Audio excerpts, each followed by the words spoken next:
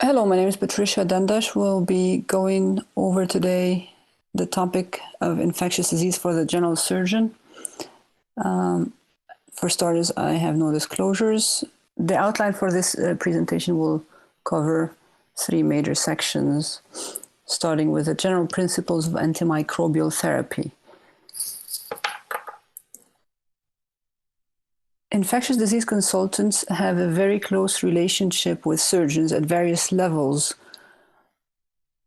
of patient care. Infectious disease in surgery would certainly require more than one chapter. However, within the limitation of this document, I'll go over a few of the major ideas that may be of relevance to a general surgeon.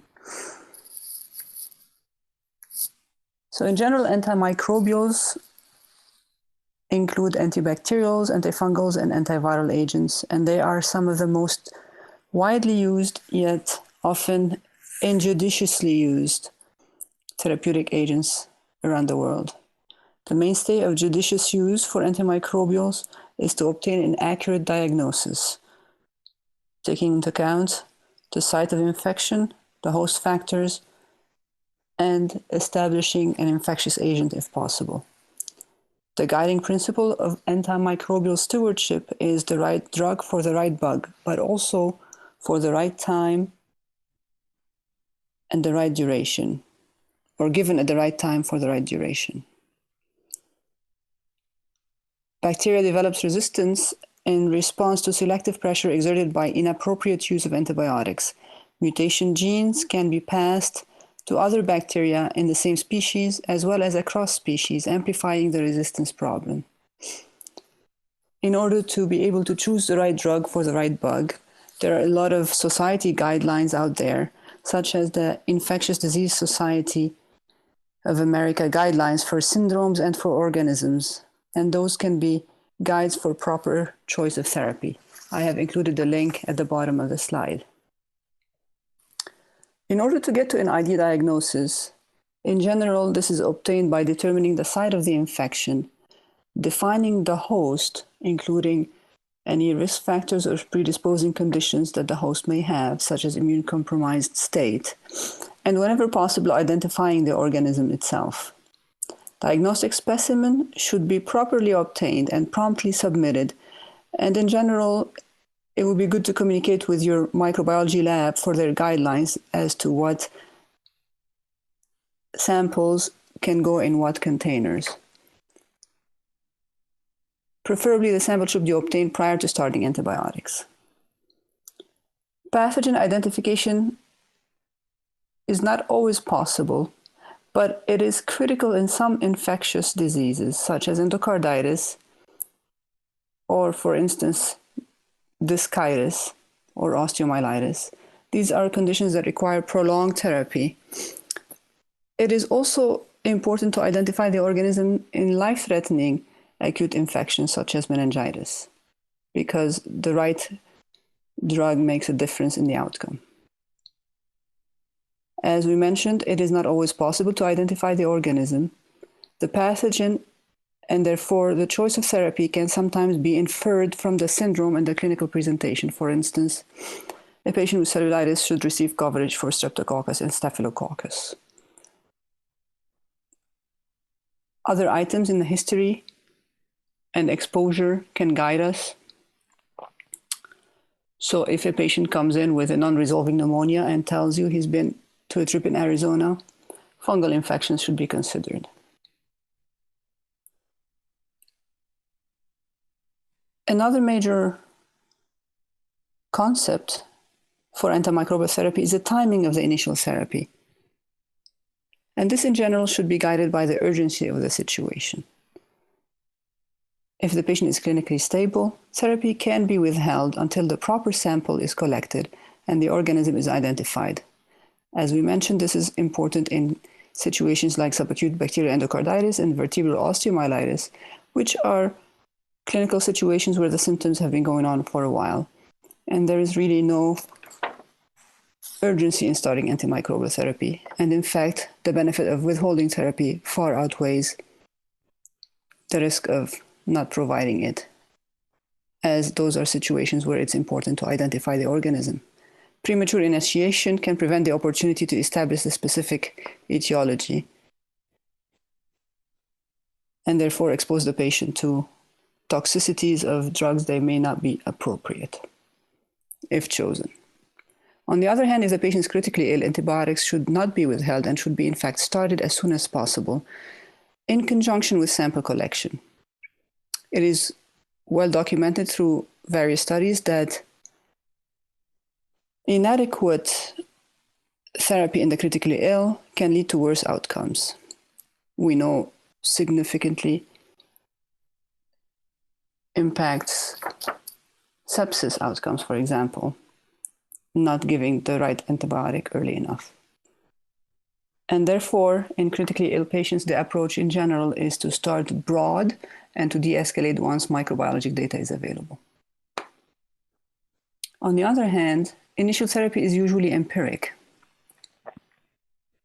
And we should use results of microbiologic data to guide further optimization of therapy. However, those will not be available for another 24 to 72 hours in general. As a general guide to the choice of antimicrobial therapy in the empiric setting, we should be aware of the following concepts. The site of infection and the most likely organisms colonizing the area. For instance, if we're thinking the patient may have a central line-associated infection, the agents to think about and cover would be skin agents. On the other hand, if the process is an intra-abdominal abscess, we need to think of GI flora.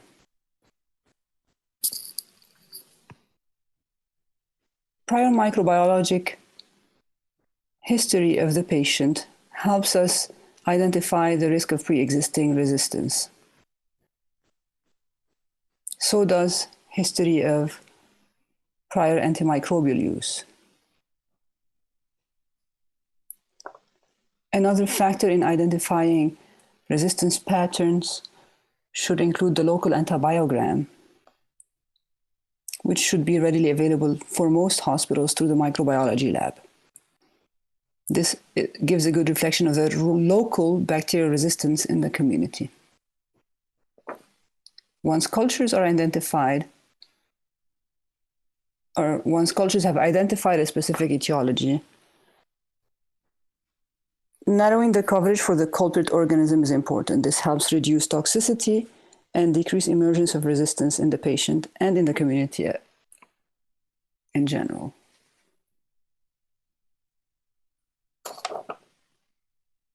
Duration of therapy should be limited according to the syndrome we are treating.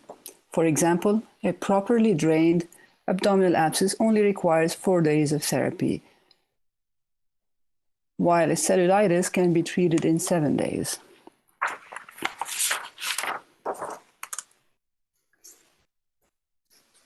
Another concept that needs extensive discussion, however, within the limitations of this lecture, I will try to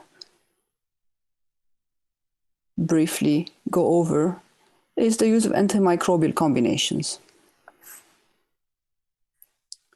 The use of a single agent in general is preferred. There are a few scenarios where using 2 agents is helpful. I will summarize the concepts of when this is helpful, as a detailed discussion is beyond the scope of this presentation. Agents exhibit synergistic activity is one situation where using a combination of antimicrobial agents is helpful. For example, the combination of beta-lactam and an aminoglycoside provides synergistic activity against many gram-positives and can be helpful in infections when rapid killing is needed. An example of this situation would be endocarditis with an enterococcal agent. Another situation where combination antimicrobial therapy is useful is in critically ill patients who require empiric therapy before the results of the cultures and susceptibility are available. This would increase the chance that with a combination therapy, we are actually providing an active agent. As we mentioned before, in a critically ill, it is important to use the right drug up front. And using two agents will bypass the risk of resistance that may be high in such situations like healthcare-associated gram-negative bloodstream infections. Another more common scenario would be the need to extend coverage beyond the spectrum of a single agent. A pertinent example for the general surgeon would be conditions where polymicrobial infections are likely, such as an intra-abdominal abscess. In that situation, the addition of metronidazole to a third-generation cephalosporin or to a quinolone would provide the needed anaerobic coverage. Finally, the combination therapy is the mainstay of treatment of infections where rapid resistance can emerge, such as HIV and TB. In those cases, using multiple active agents will ensure that the regimen will not select for emergence of a mutant population.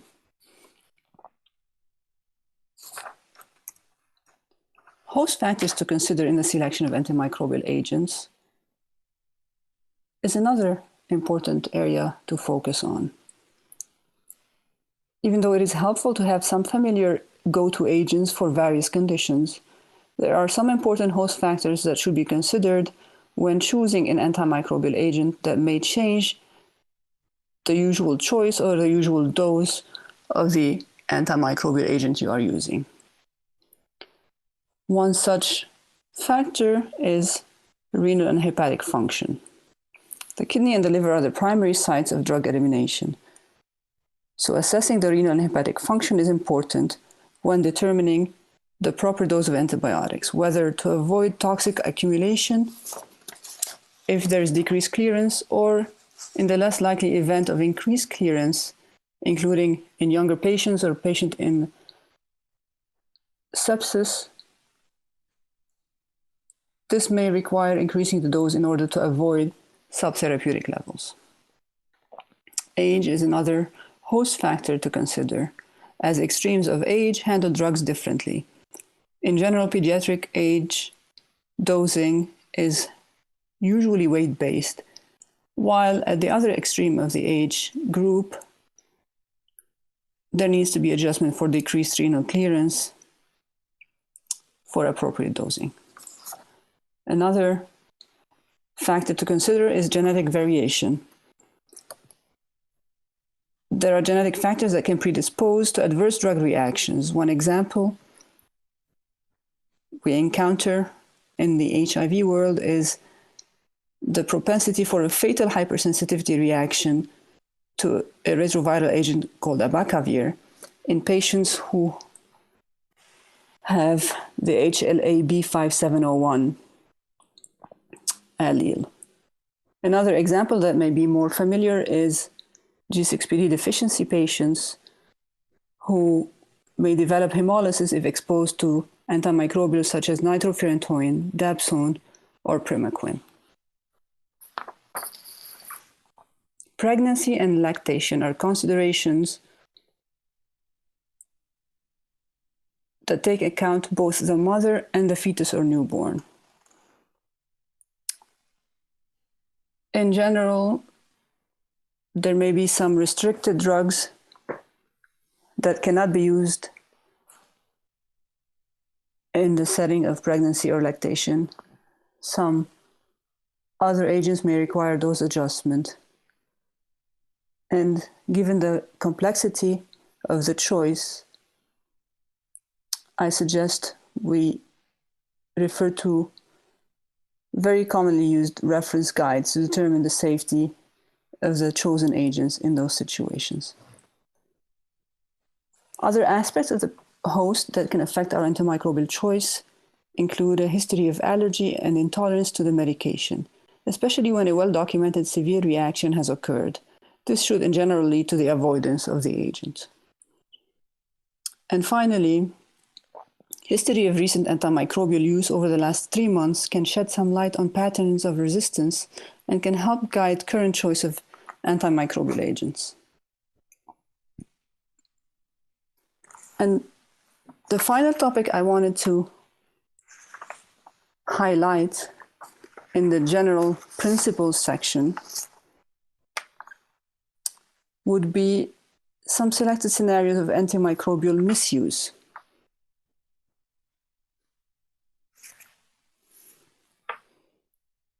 Prolonged antimicrobial empiric therapy in the absence of evidence of an infection is a common area of concern, since in the absence of clear evidence of infection, alternative explanations for a fever, for instance, can be non-infectious etiologies, such as Still's disease, other connective tissue disease, drug fever, or malignancy. Of course, these situations do not benefit from antimicrobial therapy, and we would be exposing the patient to harm while delaying a diagnosis. Another situation of misuse includes treatment of a positive clinical culture in the absence of disease. This is quite common, and this is also known as treating the test result, not the patient. We know that patients are commonly colonized with organisms, especially in situations such as a chronic non-healing ulcer of the lower extremity or a chronic bladder catheterization. And in those situations, cultures should be obtained only if signs or symptoms of infection are present, and only then should antimicrobial therapy target the clinical culture results. Another area of misuse would be failure to narrow antimicrobial therapy when a causative organism is identified.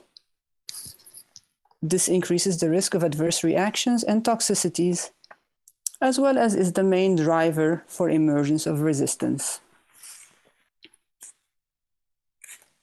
As we previously mentioned, in situations like critically ill patients, broad initial therapy is the way to go. However, as soon as further information is available, narrowing down the coverage would be the best practice.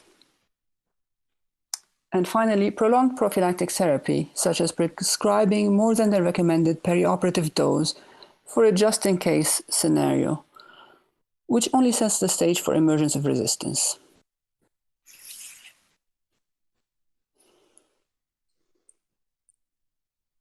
I will end this section of general principles of antimicrobial therapy with a practical advice on what to do when a surgeon is faced with a lack of clinical response to an initial antimicrobial regimen. So if there's no response, it is important to reassess the appropriateness of the drug. Are we using the right drug? Are we getting the adequate levels? In that situation, we can look at the cultures for clues to susceptibility and emerging resistance patterns. We can also think of absorption issues. Is the oral antimicrobial being absorbed after a GI surgery, for instance? And also, levels of the drug at the site of infection are crucial. Because if the drug is not getting to where it needs to be, then it would not be surprising that clinical response is lagging. One measure that we have to assess appropriateness of drug levels is therapeutic drug monitoring. We are all familiar with vancomycin levels, but this is also available for many other drugs. And this can be helpful if we are suspecting low levels. Another approach, after reassessing the appropriateness of the right drug and for the right bug, is to reassess the need for an additional non-antimicrobial intervention. For example, interventions such as drainage of an abscess, removal of an infected catheter. In the ID world, we call all of these surgical interventions, even though a trip to the operating room may not always be necessary. Our friendly interventional radiologist may help with the drainage, or it may be as simple as a peripheral IV line that has become locally infected that needs to be removed. Next would be to reassess for new sites of infection, especially in hospitalized patients. Again, infiltrated IV access, assessing for pneumonia, whether aspiration or other healthcare-associated pneumonia, assessing for line-related infections, including CLABSIs, or catheter-associated urinary tract infections. Also, C. difficile is another possibility in those situations. And finally, reassessing for non-infectious etiologies such as drug fever, as we mentioned before, clots, connective tissue disease, or malignancy. And if in doubt, you can always contact your friendly infectious disease specialist. So at this point, we'll move on to the next section of this talk, which would cover prevention of surgical site infections. Going forward, I'll refer to those as SSIs. Now, the number of surgeries performed is increasing on a yearly basis, and with the increasing complexity of patients undergoing surgery, as well as with the emergence of antimicrobial resistance, the prevention of SSI had become increasingly important. It is estimated that 2 to 5% of surgeries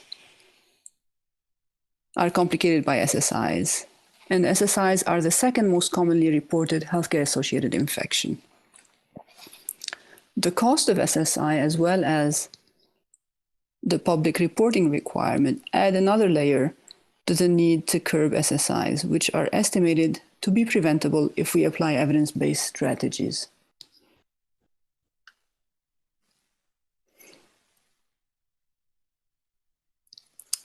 SSIs are defined as infections occurring up to 30 days after an operation, or up to a year if an implant is placed.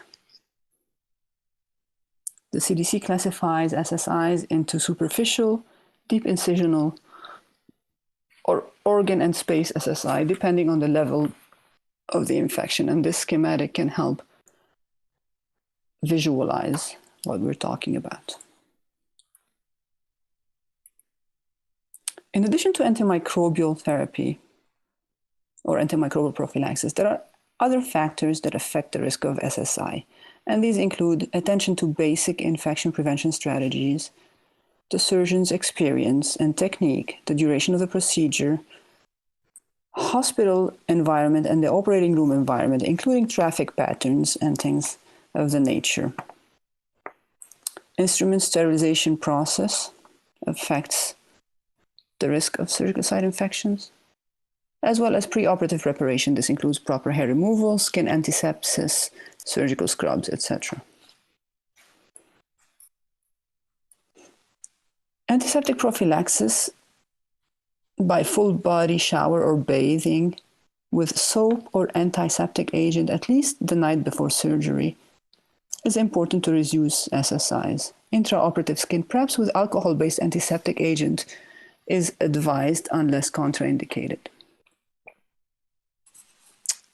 Perioperative management includes maintaining perioperative normothermia, perioperative glycemic control using glucose level less than 200 milligrams per deciliter as a target, delivering increased FiO2 via ET tube for intubated patients with normal pulmonary function undergoing general anesthesia during procedure and immediately post-op are all important interventions to reduce risk of SSIs.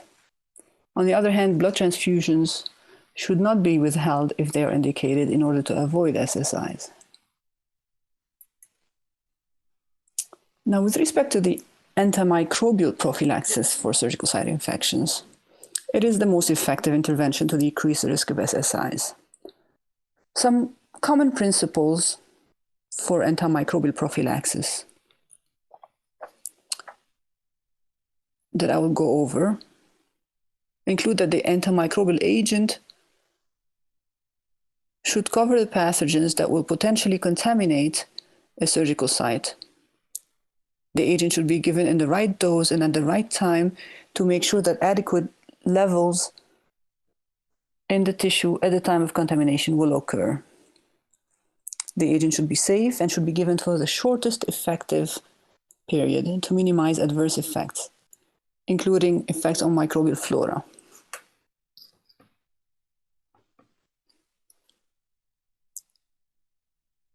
The justification of prophylaxis is another topic of interest, because in general, prophylaxis is justified based on the procedure or the host. Antimicrobial prophylaxis is justified for any procedure if the patient has underlying medical conditions associated with high risk of surgical site infection or is immunocompromised, which is a pretty blanket statement. Surgical antimicrobial prophylaxis is beneficial if the procedure has a high risk of infection, for example, a clean contaminated or a contaminated procedure, or in certain clean procedures where infection has severe consequences, including presence of a prosthetic implant.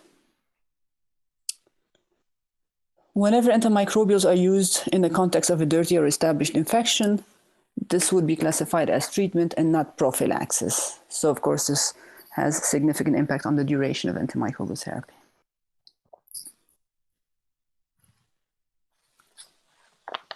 As they say, timing is everything. So successful prophylaxis requires the delivery of the antimicrobial to the operative site before contamination can occur. And that typically is the time of the incision. This means antimicrobial dose given to allow adequate concentration above the MIC at the time of the incision. Optimal time is within 60 minutes before surgical incision. If an agent such as a quinolone or vancomycin require a prolonged infusion, for example, vancomycin rate of infusion usually is 1 gram per hour, then the dose of the antimicrobial should be administered within 120 minutes before surgical incision, again, to allow for levels to be high enough in the tissue at the time of the incision.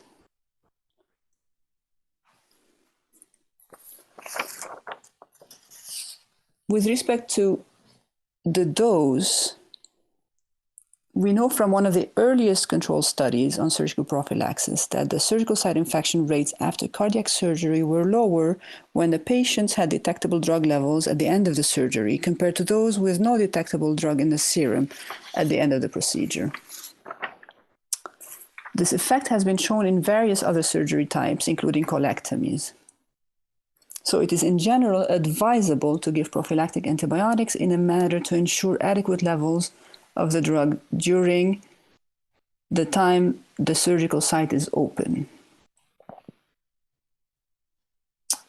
Obesity has been identified as a risk factor in and of itself for surgical site infections. And also, pharmacokinetics in obese patients are different than patients in the normal weight range. So optimizing the dosing of antimicrobial therapy is needed in the population of obese patients. Most antimicrobials in adults can safely be given as a standard non-weight-based dose. As we previously discussed, pediatric age dosing is usually weight-based. In obese patients, however, the serum and concentration of the drug may differ significantly from those in normal weight range, making weight-based dosing in obese patients necessary. Doubling the normal dose for cephalosporins and making fewer adjustments based on renal dysfunction seem to be a safe and effective way to produce adequate concentrations in obese patients. Cefazolin dose of 2 grams for weights more than 80 kilograms and 3 grams for weights more than 120 kilograms can easily be justified in the perioperative prophylaxis context.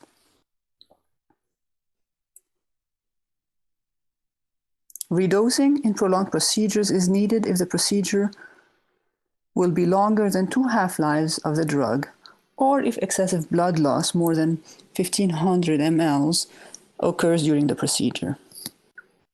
Redosing, on the other hand, may not be needed for drugs with prolonged half-life or if the patient has renal dysfunction.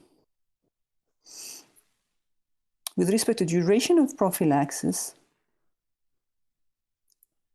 For clean and clean contaminated cases, there is no need for additional dose prophylaxis, even in the presence of casters and drains.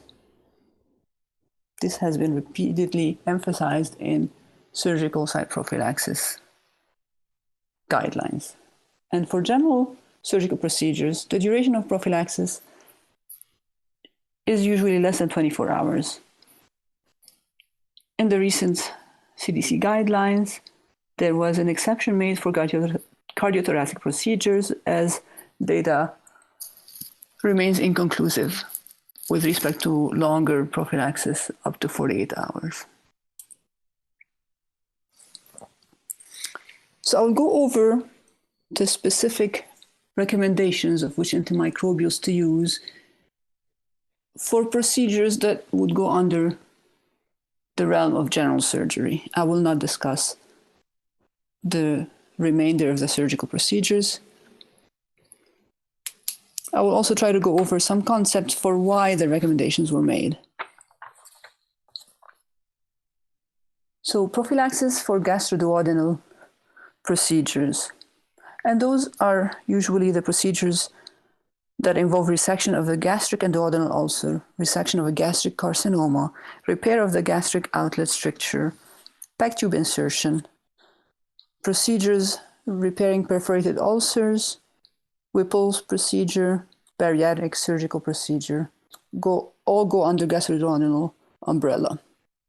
And in general, we know that the stomach is an effective barrier to bacterial colonization, at least partially due to its acidity.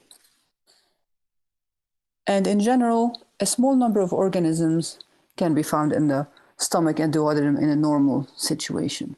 These are most commonly streptococcal organisms, lactobacilli, diphtheroides, and sometimes fungal organisms.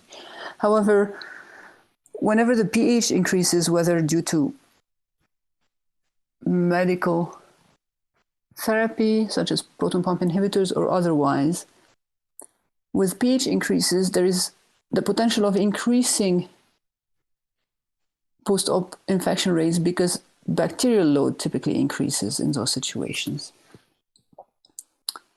So taking that into account, risk factors for circular site infections depend on many things, including the type of the procedure, the use of an H2 receptor agonist or a PPI, gastroduodenal perforation, decreased gastric motility, gastric outlet obstruction, obesity, bleeding, cancer, and as usual, ASA category more than 3.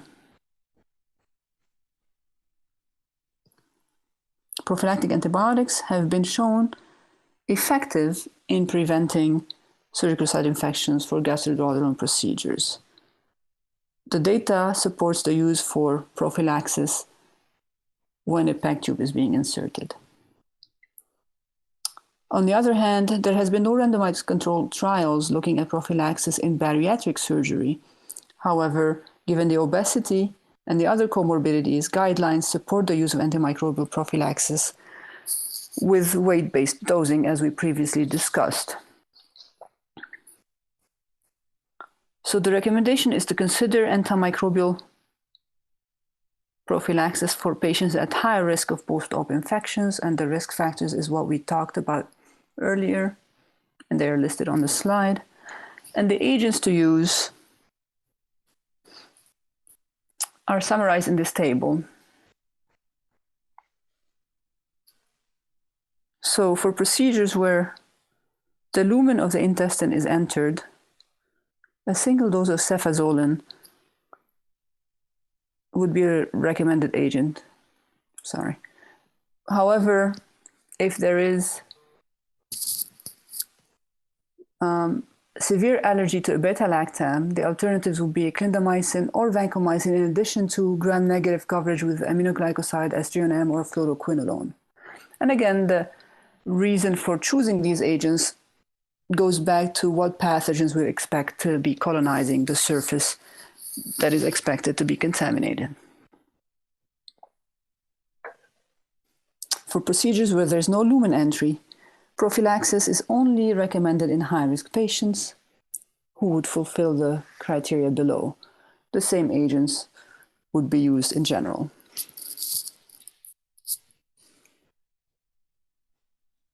For biliary tract procedures, which are cholecystectomy, including mild to moderate community-acquired cholecystitis, also exploration of the common bile duct, choledochoenterostomies, without evidence of active biliary tract infection.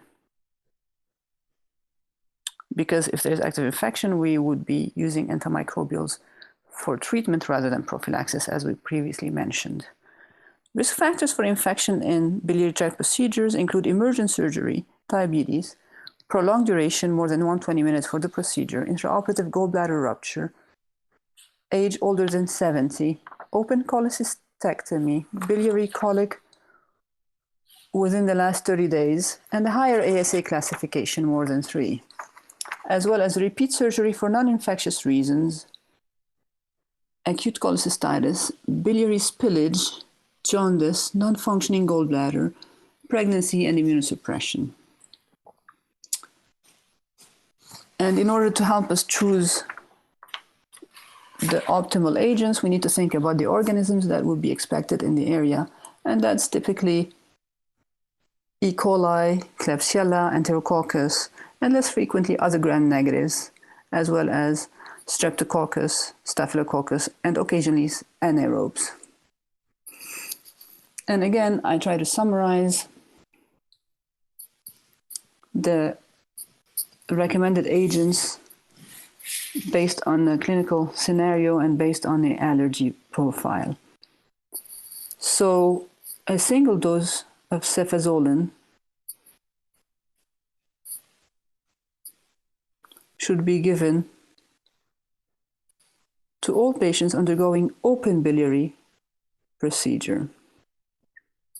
Other single-dose agents would be cefoxitin, cefotetan, ceftriaxone, ampicillin sulbactam. Again, the use of ampicillin sulbactam may be limited by emerging local resistance to ampicillin sulbactam.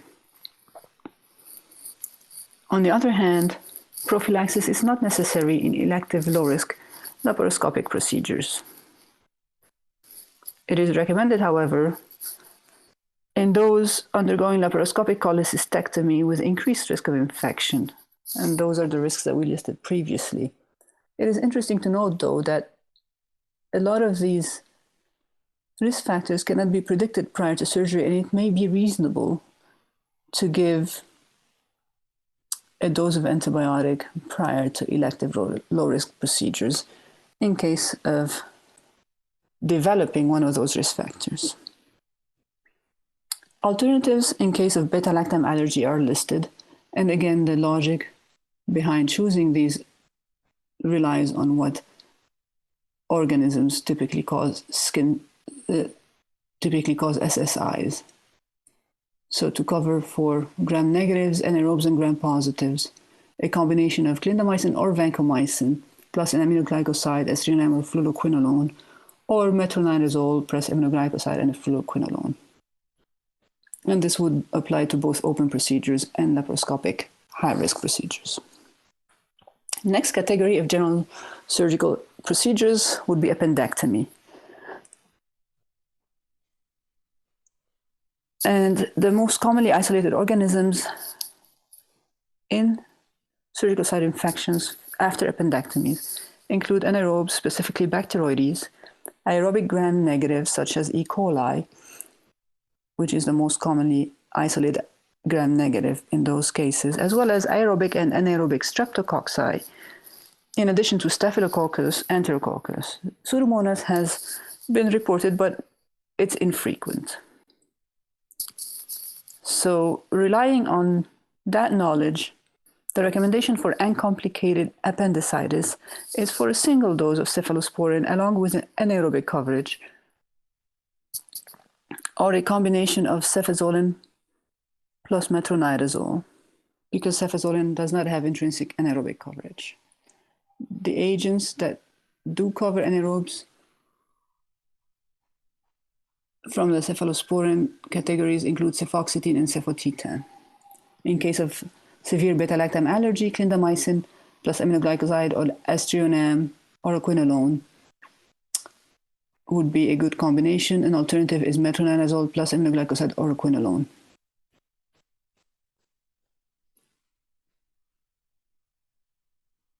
Complicated appendicitis should be treated as complicated intra-abdominal infection, and the antimicrobial use would be therapeutic rather than prophylactic. Small intestines procedure are defined by NHSN as incision or resection of the small bowel, including enterotomy with or without enterostomy, intestinal bypass, stricturoplasty. It does not include small to large bowel anastomosis. Organisms most commonly isolated from SSIs after small bowel surgery are aerobic gram-negative enterics, as we would expect. Also isolated are anaerobic bacteria, Staphylococcus, Streptococci, and Enterococci. Without obstruction, cefazolin alone is adequate. However, in obstructed cases, anaerobic coverage is needed, so either add metronidazole to the cefazolin or use a cephalosporin with anaerobic activity such as cefoxitin or cefotetan. Alternatives for beta-lactam allergies would be clindamycin along with either aminoglycoside, aztreonam, or quinolone. For the non-obstructed and for the obstructed cases, the alternative would be metronidazole along with aminoglycoside or quinolone. Hernia repair procedures are the next category of general surgical procedures that we'll go over. In general, hernioplasty is associated with high rates of SSI compared to herniorrhaphy. Laparoscopic procedures have lower rates of SSI when compared with open procedures. Organisms identified in SSI after hernia repair are aerobic gram-positive strep, Staphylococcus, including MRSA in MASH. In fact, in some studies reported about 50% rates of MRSA in their infections or in their infected mesh surgical sites, as well as Enterococcus. Therefore, the recommendation is for a single preoperative dose of cephalosporin first generation, such as cefazolin, with the addition of vancomycin if the patient is known to be colonized with MRSA, or if there are local clusters in the center of MRSA SSIs. The alternative in case of beta-lactam allergy would be clindamycin alone or vancomycin alone.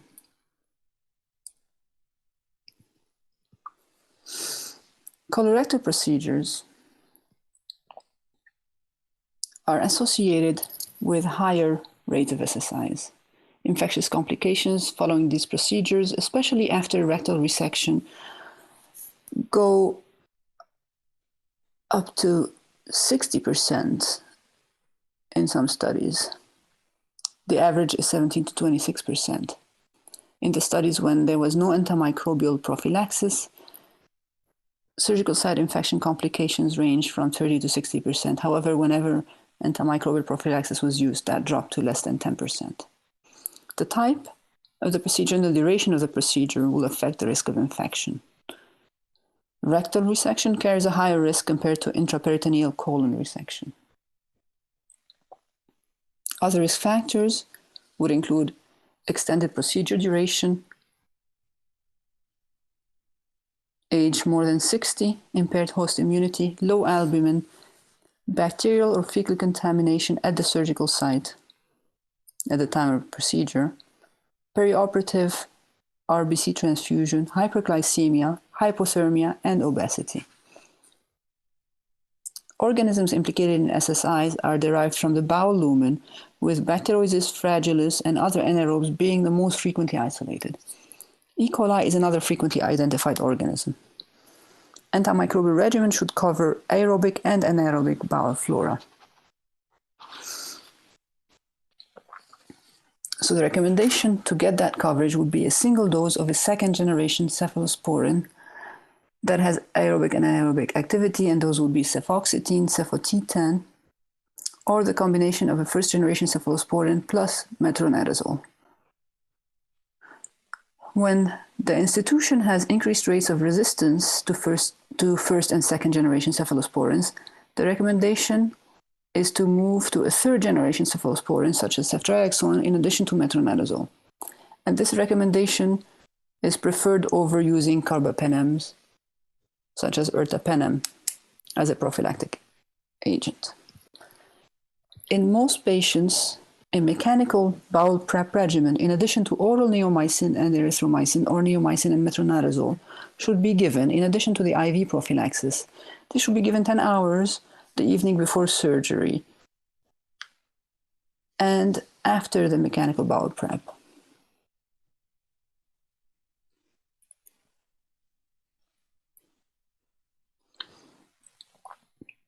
A special mention goes with vancomycin.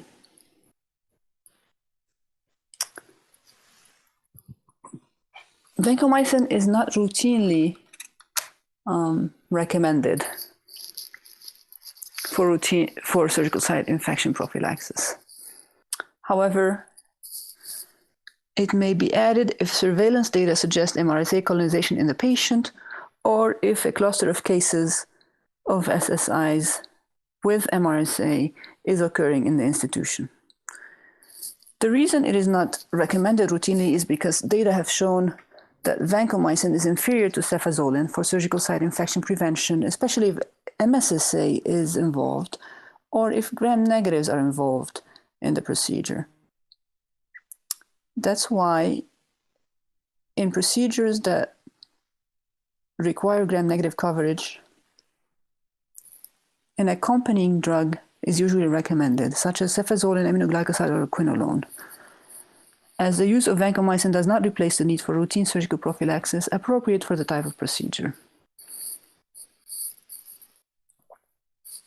For patients on antibiotics for an established infection that has occurred prior to the planned surgery and they are still being treated for it, the recommendation is to redose the same agent 60 minutes prior to incision if the agent is appropriate for the planned procedure.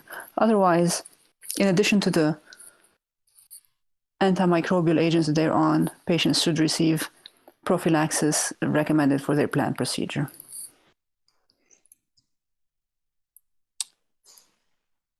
This is a case of a 62-year-old female that I'm going to use to introduce the next small topic I want to highlight. So this was a 62-year-old female with diabetes, hypertension, and obesity. She was planned to undergo a ventral hernia repair with mesh placement. She reported to her surgeon penicillin allergy. And when I asked her about the details, she said that she developed a rash when she received a penicillin agent that she does not recall. And this was in her teenage or early adult years. And it was in the setting of sore throat. So that being said, what would be the next best step in this patient? Use levofloxacin and metronidazole for prophylaxis. Use vancomycin alone. Go ahead and give her cefazolin and ignore her allergy history. Or refer her to penicillin skin testing.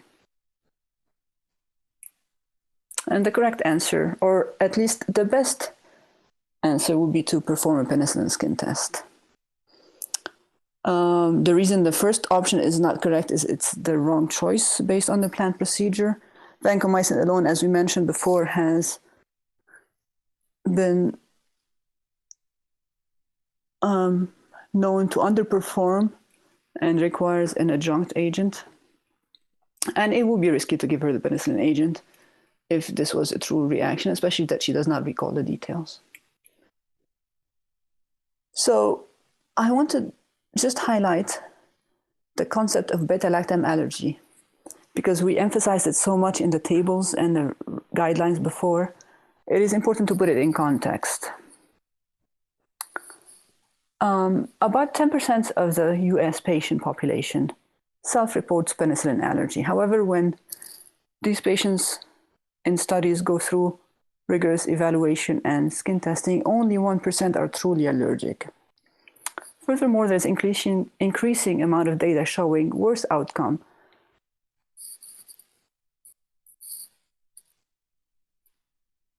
increased surgical site infection rates in self-reported penicillin allergic patients. And that's, as we mentioned before, due to the inferior performance of the alternative agents. So why is there such a discrepancy between the self-reported 10% and the identified 1%? Mostly it's because many of those do not have true IgE-mediated reactions.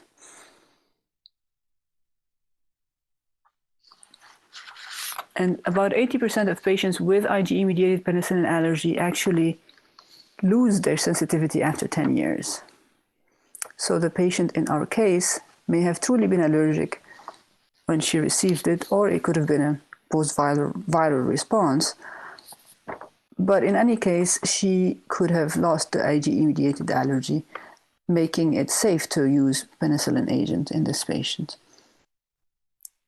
And to highlight the increased risk of SSIs, a study published in 2018 in the Clinical Infectious Disease Journal showed that up to 50% of patients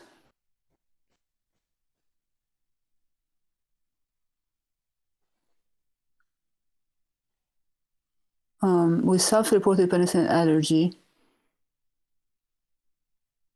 or in other words, an increase of up to 50% of surgical site infections occurred in those patients with self-reported penicillin allergies. And it was attributed to the use of second-line agents that are non-cephalosporins. Because cephalosporins and carbapenems can be safely used in patients with listed penicillin allergy that is not type 1 hypersensitivity IgE-mediated, it is important to carefully question the patient to determine whether a true allergy exists. And penicillin skin testing and desensitization incorporation in a pre-op evaluation would be appropriate steps to instill in your preoperative program. This would help clarify the penicillin allergies as part of a routine preoperative care, and therefore may decrease the risk of surgical site infections. Now moving on to the third section of this presentation and the final section. Due to time restriction and of course the wide topic of infectious disease, I try to limit it to diagnoses that may be pertinent for a general surgery audience. To start with, surgical site infections refer to infections of the incision or organ or space that occur after surgery. SSIs are some of the most common healthcare-associated infections. It is reported that between 2006 and 2009, surgical site infections complicated about 1.9% of all surgeries, and that number may be an underestimate since half the surgical cases are occurring in the outpatient and half of the SSIs are occurring after discharge and may not be captured. SSIs are classified into superficial, which would involve the skin and subcutaneous tissue at the incision site, deep incisional, and this would be an example of that, which would affect the fascia and the muscle layers of the incision, and then organ space, affecting any parts of organs or spaces other than the incision itself. An example would be intra-abdominal abscesses, empyema, mediastinitis. Surgical site infections are reportable to NHSN and are publicly reportable as well.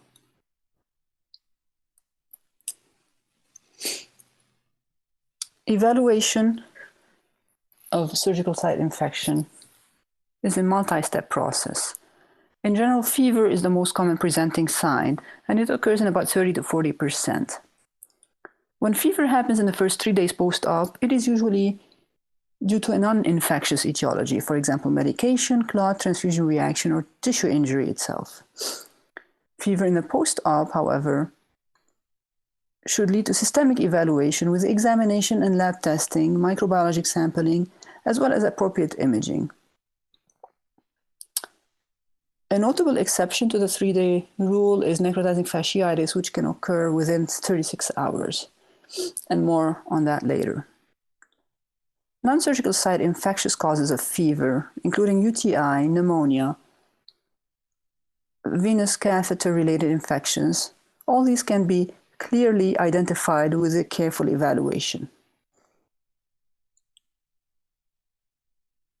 The majority of SSI-related causes of fever occur 5 or more days after surgery, as we mentioned.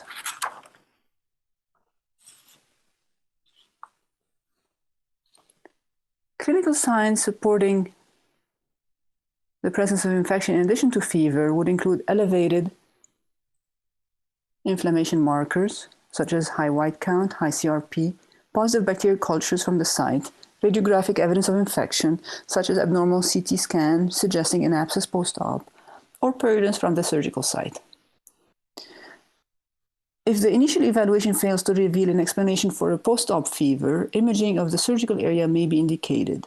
For example, fever after bowel surgery without any obvious surgical incisional site infection can be more evaluated with a CT abdomen pelvis that may reveal an abscess or a hematoma. Also included in diagnostic workup recommendation are obtaining aerobic and anaerobic cultures from the site of infection prior to initiation of antibiotics.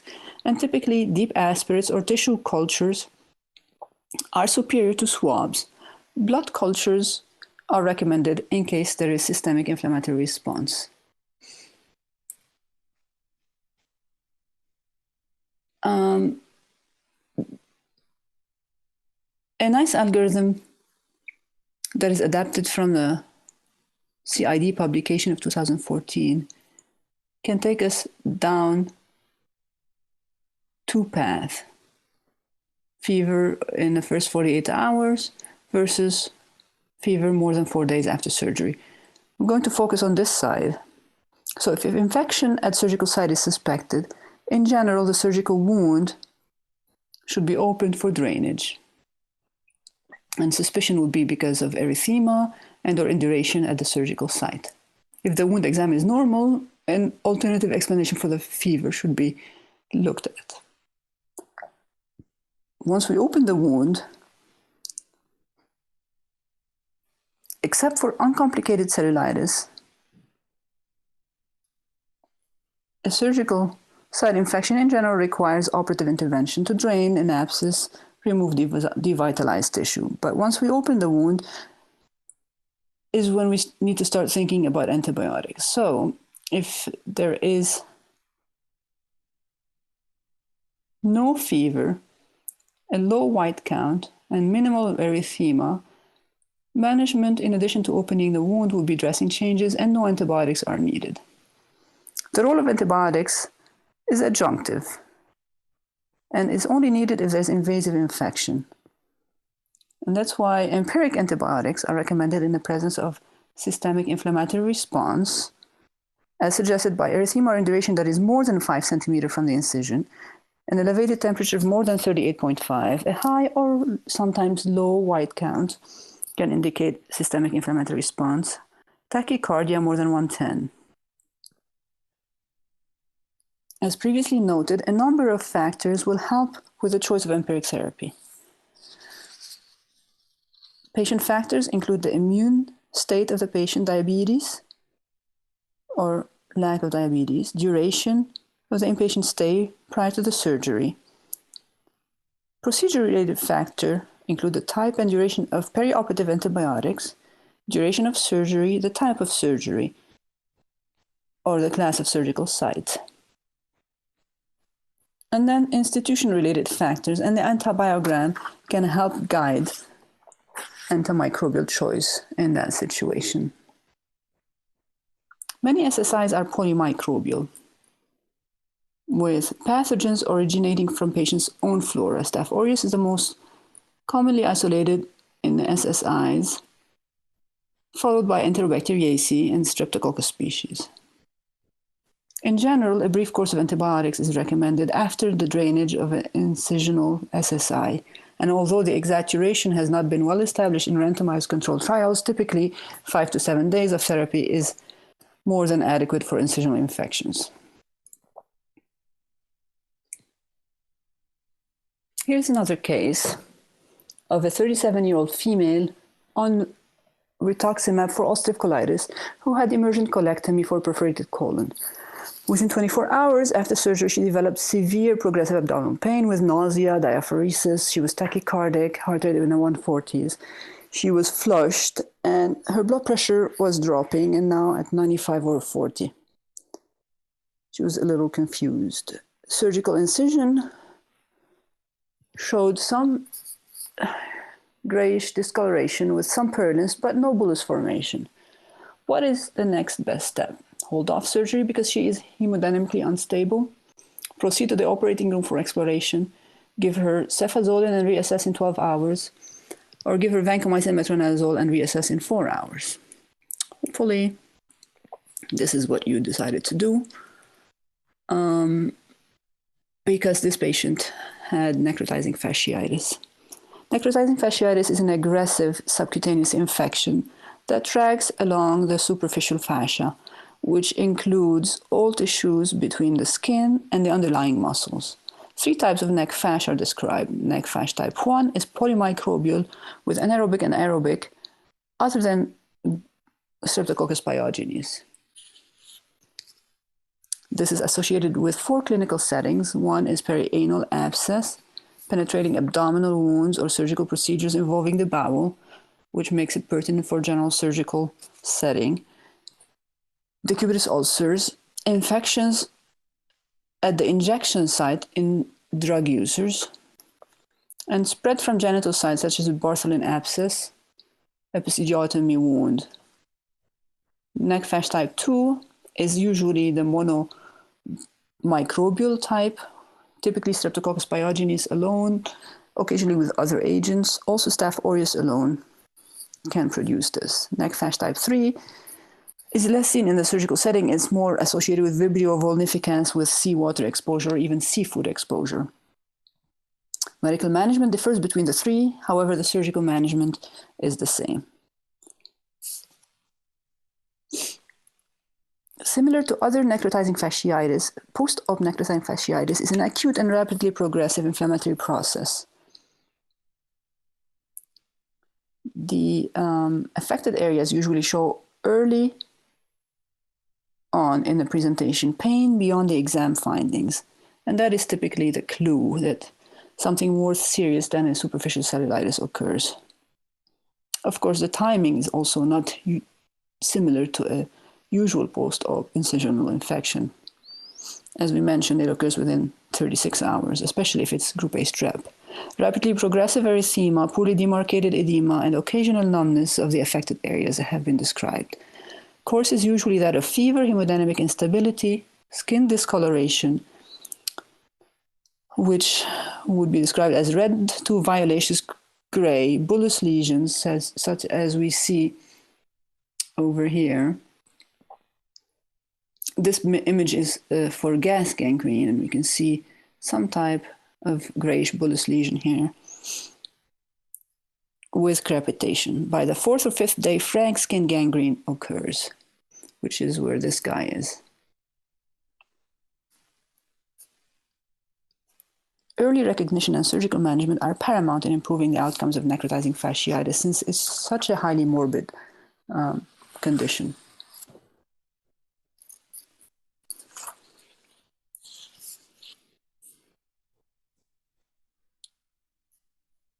In early stages, the presence of systemic toxicity disproportionate to the physical findings may be the early sign of necrotizing fasciitis, as it may be difficult initially to differentiate it from cellulitis-associated erythema. In terms of management, surgical debridement is a primary therapeutic intervention. Diagnosis is confirmed at the time of surgical debridement, and extensive excision of affected skin subcutaneous tissue is necessary beyond healthy fascia. Often, this requires several trips to the operating room. Empiric antibiotics and IV fluids should be initiated promptly as soon as the diagnosis is considered. The initial regimen should cover the organisms based on the clinical scenario we're dealing with. Essentially, we should cover Streptococcus, Staphylococcus, including MRSA, as well as Enterobacteriaceae and anaerobes in a post-op bowel setting, because this is where we see the polymicrobial involvement. Such a regimen can look like this: vancomycin or daptomycin or linezolid, plus one of the following: piperacillin tazobactam, carbapenem, or ceftriaxone and metronidazole, or fluoroquinolone and metronidazole. This would provide the gram-positive and MRSA coverage, and this would be the more broad anaerobic bowel flora type coverage. For type 2 infections, remember those are the monomicrobial, typically group A strep or staphylococcus, a narrower coverage such as penicillin plus clindamycin can be used. Another special situation in the post-op incisional surgical site infection would be mesh infections after hernia repair. Mesh-related wound infections occur in up to 8% of patients following hernia repair. Some mesh have better anti-infection properties, such as monofilament mesh, where the large pore sites permit neutrophil invasion. The downside is increased risk of adhesion. Early post-op infections are usually independent of mesh utilization. These infections seem to be limited to superficial skin and soft tissue and do not hinder mesh incorporation into surrounding tissue. Management of early infection include debridement and drainage and appropriate antibiotics, with usually no need to remove the mesh if the infection occurred early. Deep mesh infections, however, typically occur weeks to months, even years after surgery, and are less common. Clinical presentation is variable and dependent on the virulence of the pathogen, as well as on the host response to the infection. Most common presentation is subacute. However, can be more acute with virulent organisms. There is progressive worsening of the abdominal pain at the site of the wound. Occasionally, we can find a draining sinus. Fever and redness and induration may not be always present, since it's typically a prolonged process. If infection is due to a virulent organism such as Staph aureus, a more fulminant septic presentation is possible, with high-grade fevers, severe pain at the surgery site, along with soft tissue redness, swelling, and an exudate.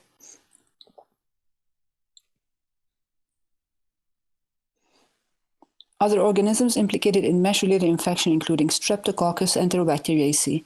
However, one study did report more than 50% of mesh infections due to MRSA.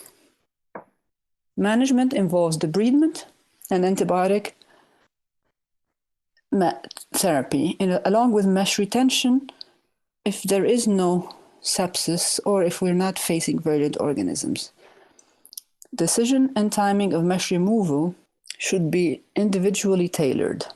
When mesh is removed, and those again are in case of persistent sepsis or if the organism is very virulent, some studies suggest it should be replaced by absorbable biologic mesh. Empiric antimicrobial choice should be tailored to cover the usual pathogens that we discussed in the empiric setting, and then once culture results are variable, it should be adjusted based on the culture results. So the takeaway points that I try to summarize in this slide would be to treat the clinical diagnosis and not the clinical culture, and importantly, obtain a confirmed ID diagnosis. This will help finding the right drug for the right bug and use the antibiotic at the right time for the right duration. Antimicrobial prophylaxis requires the shortest safe and effective drug to be delivered at the time of the expected contamination, and it should be given usually less than 24 hours. Surgical site infections are very common and preventable if we use evidence-based strategies. Superficial incisional surgical site infections may be treated with antibiotics alone, but most incisional surgical site infections require opening of the wound plus or minus antibiotics, depending on the presence of systemic inflammatory response.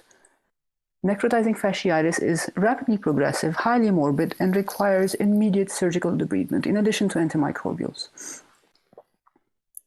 And as always, don't be shy about contacting your ID consultant. He's one of your allies in managing your patients. Thank you for your attention.